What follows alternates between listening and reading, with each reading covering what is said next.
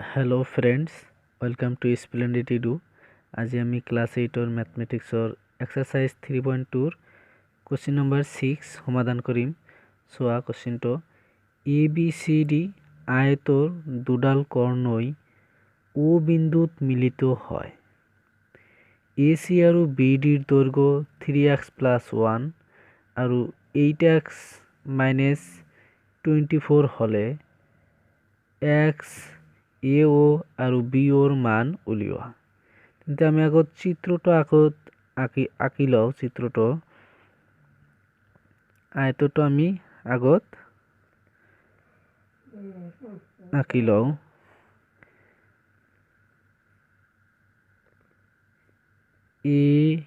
ABCD এইটো O বিন্দু। তেন্তে আমি ABCD এটা চিত্ৰ আমি আঁকি লৈছো। এতিয়া O হৈছে মধ্যবিন্দু। এতিয়া আমি জানো যে আয়তৰ কৰ্ণ দুডাল কি হয় সমান দৈৰ্ঘ্যৰ আৰু এটাই আনটোক সমান ভাগত ভাগ কৰি দিয়ে।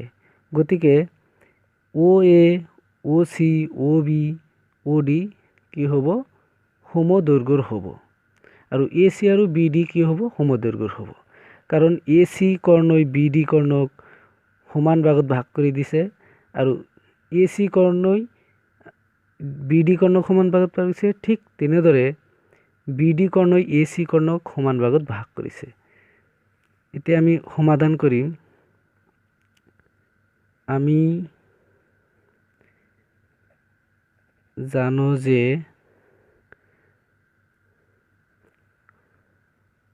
আয়তৰ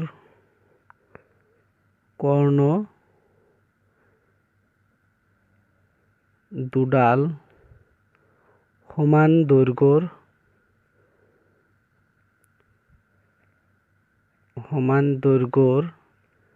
আৰু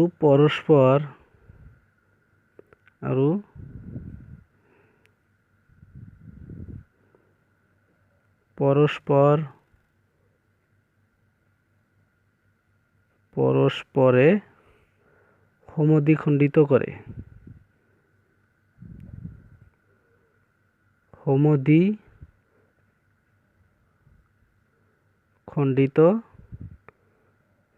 তাৰ মানে এটা কৰ্ণই আনডাল কৰ্ণক সমান ভাগত ভাগ কৰি দিয়ে। ইয়াত কৰ্ণ দুডাল কি হৈছে সমান দৈৰ্ঘ্যৰ আৰু সমান ভাগত ভাগ কৰি দিয়ে। তেন্তে এইটো কি হ'ব OA = OB = OC = OD হ'ব। ইয়াত O মধ্যবিন্দু, O হ'ব মধ্যবিন্দু। কাৰণ ইয়াতে পৰস্পৰে কি কৰিছে সমদ্বিখণ্ডিত কৰিছে। দুটা সমান ভাগত ভাগ কৰিছে এটা কৰ্ণই আনডাল কৰ্ণক। আৰু কি হয় কৰ্ণ দুডাল সমান হয়, সমান দৈৰ্ঘ্যৰ কৈছে কৰ্ণ দুডাল কি কৈছে আয়তৰ কৰ্ণ দুডাল সমান। গতিকে AC আৰু BD কৰ্ণ দুডাল কি হ'ব সমান হ'ব। এতিয়া AC আৰু BD কৰ্ণ দুডাল সমান। প্ৰশ্নমতে এইটো কি হৈছে আমাৰ ইয়াতে আমি আয়তৰ ধৰ্মমতে পাইছো। এইটো প্ৰশ্নমতে নহয়, আয়তৰ ধৰ্মমতে পাইছো কি AC আৰু BD কৰ্ণ দুডাল সমান। তেন্তে আমাৰ AC ৰ মান কি দিয়া আছে? AC ৰ মান দিয়া আছে কোশ্চেনত। AC আৰু BD ৰ দৈৰ্ঘ্য ক্ৰমে কৈছে। AC ৰ মান হ'ব প্ৰথমটো 3x + 1 আৰু BD ৰ কৰ্ণ এই দ্বিতীয়টো 8x - 24। তেন্তে আমি AC ৰ মান কি লিখিম 3x + 1 = আৰু BD ৰ কৰ্ণ কি দিয়া আছে 8x - 24। BD ৰ কৰ্ণ হ'ল 8x - 24। এইটো সমাধান কৰিলে 3x 8x বাওঁফালে নিলে -8x হ'ব, প্লাছৰ আছে = -24 আৰু 1টো সোঁফালে ল'লে -1 হ'ব, প্লাছৰ আছিল। এইটো মাইনাছ কৰিলে 5x -5x হ'ব = -25। -1 দি দুয়োফালে পূৰণ কৰিলে কি হ'ব 5x = 25 আৰু 5 এৰে দুয়োফালে হৰণ কৰিলে x = 5 হ'ব তেন্তে আমাৰ x ৰ মান কি হ'ল 5 এতিয়া আমাৰ AC ৰ মান উলিয়াব লাগে তাতে AC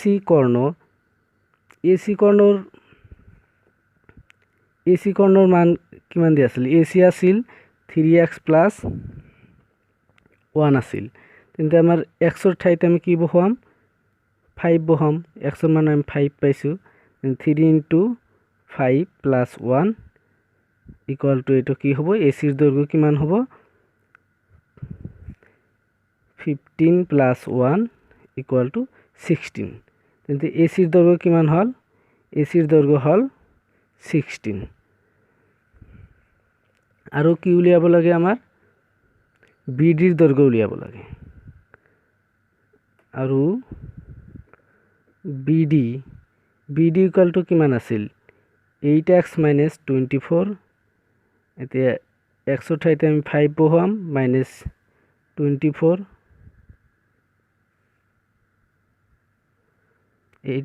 এতিয়া এইটো সমাধান কৰিলে এইটো হ'ব 40 - 24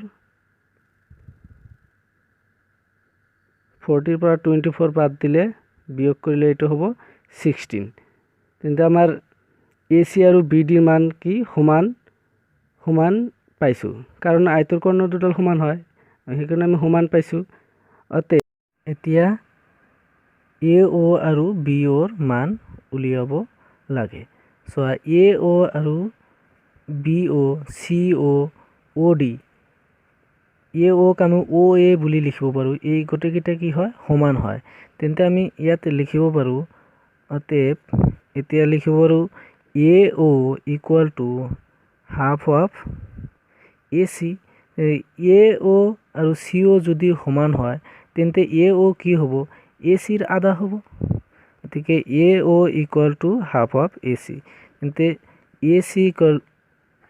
AO = half into তেন্তে আমাৰ AC ৰ মান আমি কি পাইছো AC ৰ মান পাইছো আমি 16 তেন্তে 2 এৰে 16ক কাটিলে 8 হ'ব অতএব AO = কিমান হ'ল 8 আমি আগতে পাইছো AO BO অৰ্থাৎ OA AO একেই কথা AO BO সমান গতিকে কি হ'ব AO = BO = 8 এই দুটাৰ মান হ'ব 8 থ্যাংক ইউ প্লিজ মোৰ চেনেলটো সাবস্ক্ৰাইব কৰিব